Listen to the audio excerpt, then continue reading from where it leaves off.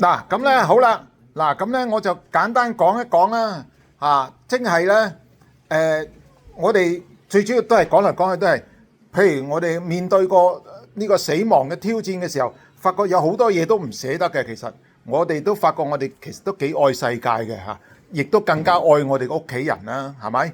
咁啊，但係咧我哋亦都有呢個信仰嚇，咁所以我哋就會。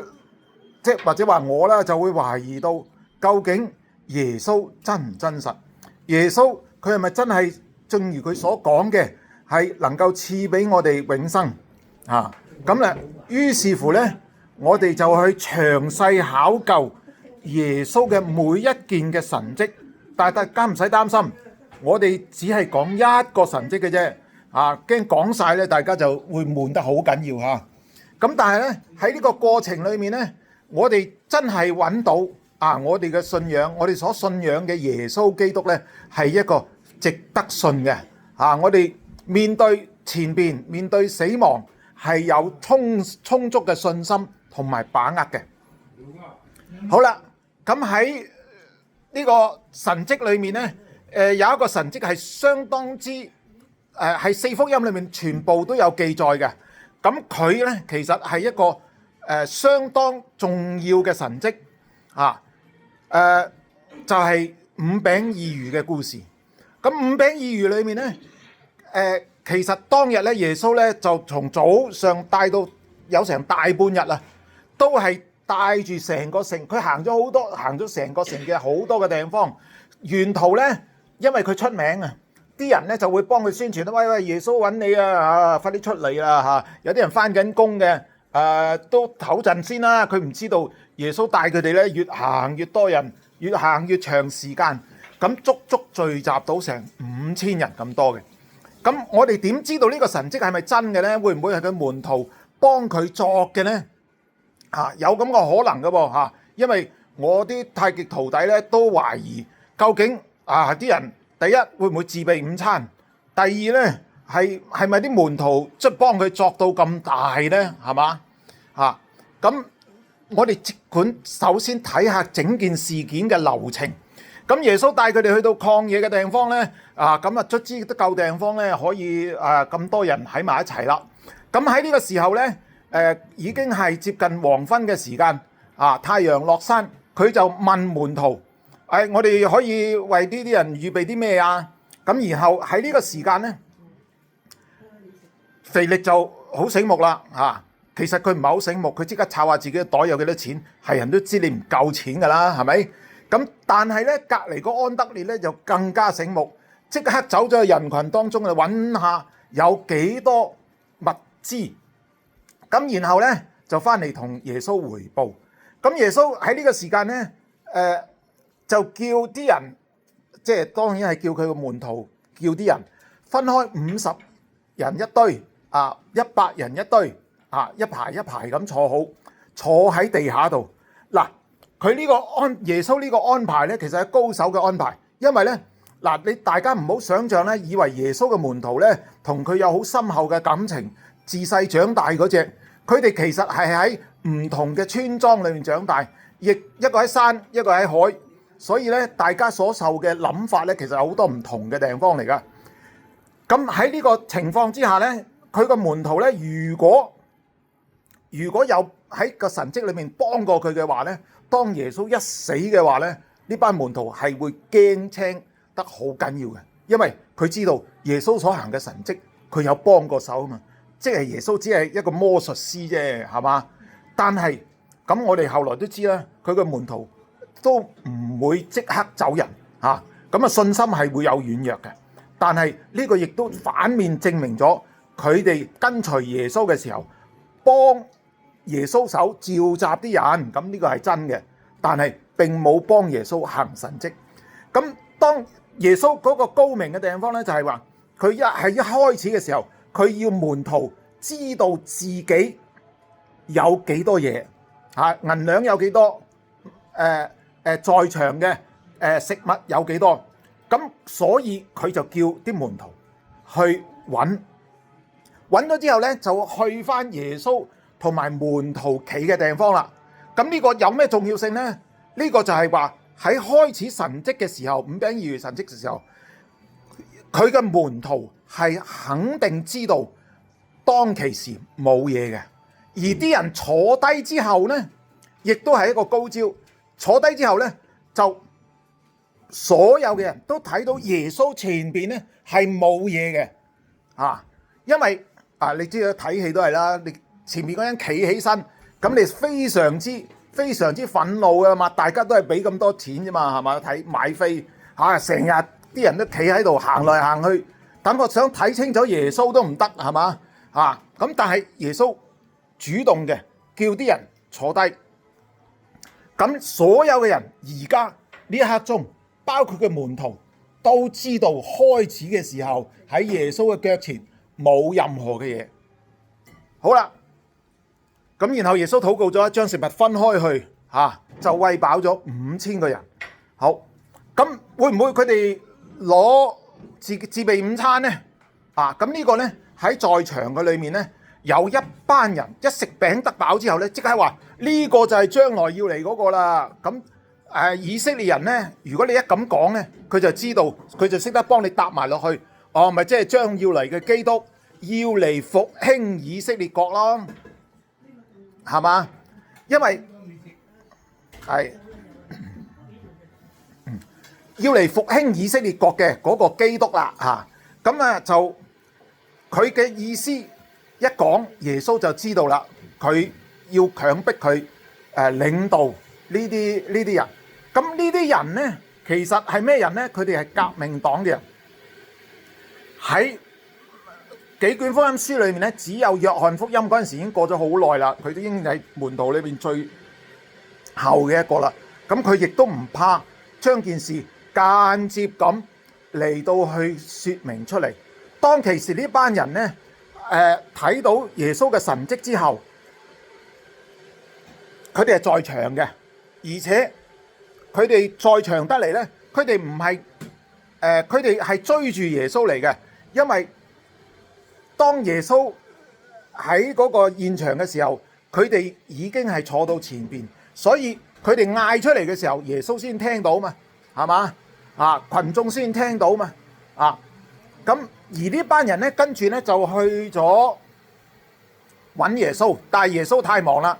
咁佢哋第二日咧，佢哋都估到耶穌去邊度嘅喎，係嘛？咁然後咧，直接就去揾耶穌。耶穌見到佢哋，其實耶穌知道佢哋嘅目的，所以就鬧佢哋。你哋唔係因為見到我行嘅神蹟，而係因為吃餅得飽。你哋嚟嘅目的係因為我識得變糧食，識得變個軍糧出嚟。嗱，因為喺古代裏面呢，如果你一日能夠招攬5000個會員，你千夫長你都斷估都做都唔可以叫你做千夫長，你隨時做萬夫長千夫長嗰陣時嘅官已經係幾大下噶啦咁所以喺呢度呢，你就睇到呢，呢件係一件政治相當敏感嘅事件嚟嘅。你俾羅馬人嘅知道嘅話呢，係相當之危險嘅。咁所以耶穌係唔想見呢幾個人。嗱，你要留意喎，呢班人係搞革命嘅，佢唔會將佢自己嘅生命交俾一個騙子嘅。你諗下係咪？佢哋嚟揾耶穌係因為聽到耶穌醫病趕鬼，又可以叫死人復活，所以咁啱呢次俾佢哋撞到啦。咁其實都係佢哋去撞耶穌嘅。喺正呢個五餅二魚嘅前邊，佢哋霸頭位，霸親頭位嘅人呢，實係有備而嚟嘅。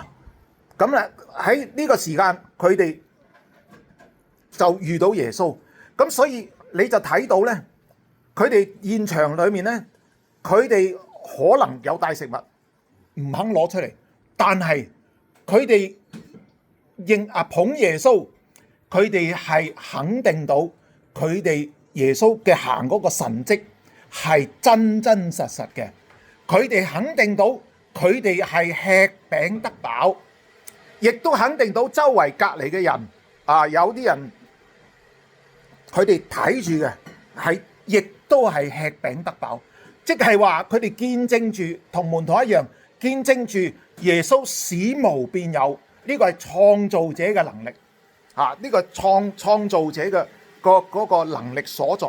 所以喺呢一度呢，我哋就睇到呢個神蹟，無論喺耶穌嘅安排佢個門徒嘅執行上面，佢都係要門徒睇得清清楚楚，呢件係一個神蹟嚟㗎。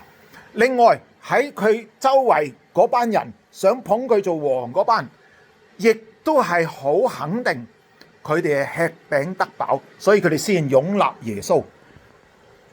所以喺呢件事，我哋就睇到耶穌神蹟嘅真實性嚇。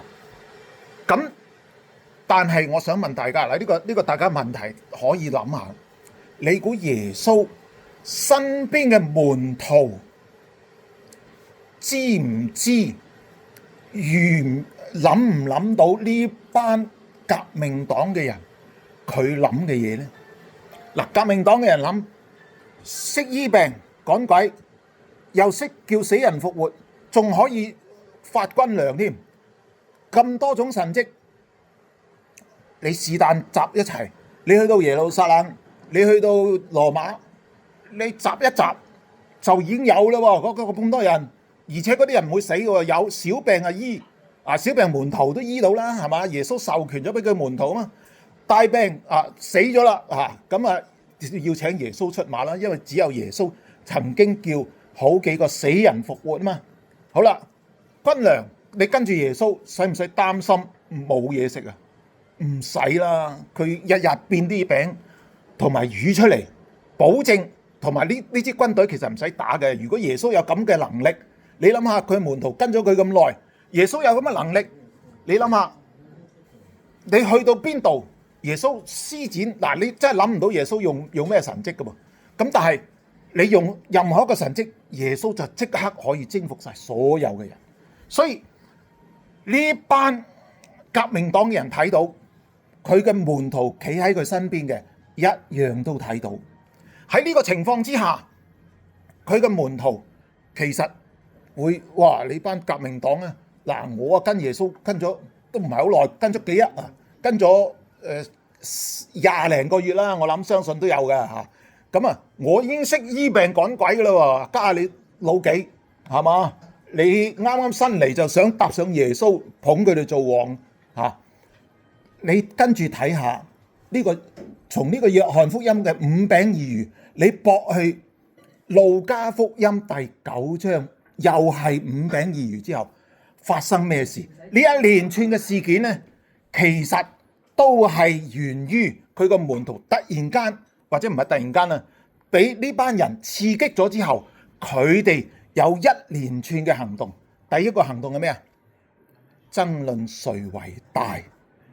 因為佢哋睇到跟住耶穌遲早作王嘅，你唔使擔心啦。你係咁以假裝為耶穌保衛耶穌，耶穌佢到時佢只要唔死，佢都有神蹟奇事，隨時都可以變到5餅2魚出嚟，亦都可以正如耶穌所講，求天父派遣12營嘅天使嚟救佢，完全唔會有問題，唔使真係打嘅。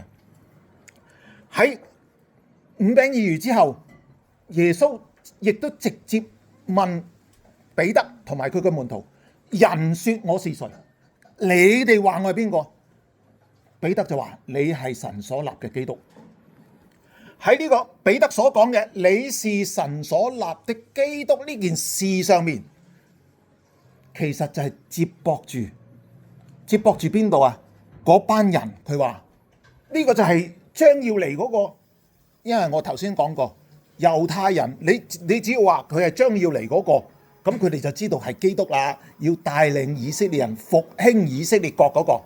所以喺呢度5餅2魚之後，其實彼得就已經明白咗嗰件事。當一明白咗，佢哋發生門徒之間第一件發生嘅事係咩啊？係爭論誰為大。如果耶穌佢哋知道耶穌去耶路撒冷係上十字架嘅，有冇好爭啊？俾埋你啦，係嘛？佢哋梗係喺心裏面同嗰班人一樣，耶穌上到耶路撒冷必定作王掌權，係好輕易嘅事。喺咁輕易嘅環境之下，佢哋就爭着邊個可以做耶穌嘅丞相，所以先至有得爭嘛，係嘛？有身份有地位，自然有錢，自然有各種嘅權勢啊。咁當然耶穌亦都丙咗佢哋嘅嚇，叫佢哋喂，你背起自己十字架，唔係你諗嗰條路啊！我已經有，我照着天父嘅旨意，我已經有另外一條路啦。嗰條路咧係順服天父嘅旨意，所以喺客西馬尼園度咧，耶穌都知轟轟烈烈入去耶路撒冷征服晒全世界，梗係最光榮噶啦，係嘛？啊，唔單止佢門徒知啊，但係耶穌好清楚講明，佢要遵行天父嘅旨意，所以佢要走十字架嘅路。咁亦都有一個另外一個證明門徒喺5餅2魚之後爭論誰為大，係爭論得幾緊要嘅。因為當其時能夠爭大嘅咧，只有2個人，係彼得同埋約翰，因為佢同埋雅各呢3個人咧係上過變化山嘅。耶穌亦都帶呢3個人咧睇住睚魯嘅女兒復活嘅，做一個見證人，知道耶穌嘅能力係到邊一個地步嘅。所以喺呢度咧，我哋就睇見咧，約翰咧為咗想超越彼得啊，佢做咗一個咩行動咧？佢行到一條村度，佢就話嗰個撒瑪利人拒絕佢，佢就話：主啊，你授權俾我，我叫火從天上降落嚟。呢一班人咧，佢哋唔肯順服你啊，唔肯好似5餅2魚嗰啲人咁啊，能夠尊你為大啊，成見你嘅神蹟。你俾個能力我好似呢個舊約裏面嘅以利亞一樣，放火燒咗佢哋。點解約翰會有咁嘅建議呢？佢係想爭多一種能力啊！因為點解啊？你睇下耶穌授權俾所有嘅門徒都能夠醫病趕鬼，約翰如果係咁嘅話，只係同彼得平排，但係彼得就已經講明啦，耶穌已經講明彼得係將要做阿頭噶嘛，係嘛？咁但係約翰有咩辦法超越彼得呢？唯一一個方法係咩啊？唯一一個方法就係多彼得一個能力，就係使火從天上降下嚟呢種能力。所以嗰度有一段非常奇怪嘅聖經，其實係佢哋爭論緊誰為大。好啦，但係喺呢一切裏面，耶穌都話啦：我唔要行呢條路嚇，你哋要行嘅話咧，你就要跟我嘅路行。所以呢個就係出現咗彼得3次不認主，因為照着彼得嘅路咧，係將會3次不認主。因為你見到耶穌其實你諗下門徒係幾時先至真係相信耶穌係神嘅兒子呢？嗱，喺耶穌未死之前呢，佢哋都相信耶穌咧，其實喺最後1秒鐘施行一個神蹟，哎呀，全部都平定晒啦！啊，你唔用火落嚟燒晒啲人，都可以用啲溫柔啲嘅方法㗎。耶穌實有辦法，所以佢個門徒咧，竟然夠膽話叫我能夠叫火從天上降下嚟。你睇見耶穌嘅門徒對佢係非常之有信心嘅，嚇。咁但係只要耶穌唔死，因為佢哋睇裏面咧，佢哋唔認識到耶穌係神嘅兒子。亦都唔知道耶穌佢係要遵行天父嘅旨意，係要行邊一條路。所以當耶穌被賣捉咗，未上十字架之前，佢哋仍然係有希望嘅。佢哋仍然係覺得佢哋為耶穌行軍打仗係好樂意嘅，因為呢個一直都係佢哋諗嘅方法啊。佢哋幾時真係認識耶穌係神的兒子呢？就係當呢個耶穌從死裏面復活。有冇睇過嗰個聖經裏面話，佢哋出到去加利利，一見到耶穌已經等候佢哋立即拜耶穌。呢個行動係佢哋跟隨耶穌咁耐，未有出現過嘅。呢個拜係代表佢哋真係認識到耶穌。點解係神嘅兒子？點解呢？因為而家耶穌明明喺十零日之前就死咗啦，係嘛？佢哋都仲好傷心，彼得受到好大嘅打擊，發現佢原來都唔係好忠心跟隨耶穌嘅啫。佢哋唯一嘅希望，唯一諗住行軍打仗，武力統一整個世界嘅希望都冇咗啦，消失咗啦。但係當耶穌企喺佢嘅面前嘅時候，佢哋心裏面點諗啊？原來耶穌係唔受死亡嘅拘禁，佢真係佢所講嘅，佢係神嘅兒子。突然間佢哋就知道耶穌而家都可以行以前嘅神蹟嘅喎，係嘛？佢甚至用佢自己勝過死亡呢一件事嚟向佢嘅門徒證明佢嘅能力係遠遠超過佢哋所想象嘅。而家耶穌如果要嘅，佢係咪一樣可以喺門徒面前行呢個神蹟啊？佢嘅門徒都意識到呢樣嘢，所以佢嘅門徒先至得着咗個信心，有咁嘅膽量，能夠夠膽喺佢哋嘅頭目耶穌被殺之後幾十日內重整嗰個佈道隊伍。嗱，你要注意啊，佢哋唔係重整軍隊啊，佢哋冇拿武器嘅，佢哋就係重整個佈道隊伍，照住耶穌嘅吩咐翻到耶路撒冷。所以親愛弟兄姊妹，你有冇睇到我哋嘅耶穌其實佢係幾咁真實？佢喺個門徒眼中啊，睇起嚟係幾咁有能力。正如佢所講，耶穌係堅持佢作為神的兒子，行天父所選嘅路啊，而拒絕門徒彼得或者係從其他嘅革命黨人要求推舉佢一個武力嘅路嚇。咁呢一切嘅事呢，如果大家有時間呢，我真係奉勸大家能夠睇一睇約翰福音第6章，同埋接駁去呢個路加福音第9章。第9章係係嗰個5餅2魚第3圈嘅門徒訓練嘅之後發生嘅事咁你就會明白喺聖經裏面嘅記載，雖然門徒唔係寫得好清楚，但係實際上你就睇到佢嘅門徒全部都相信耶穌係基督，係永生神的兒子。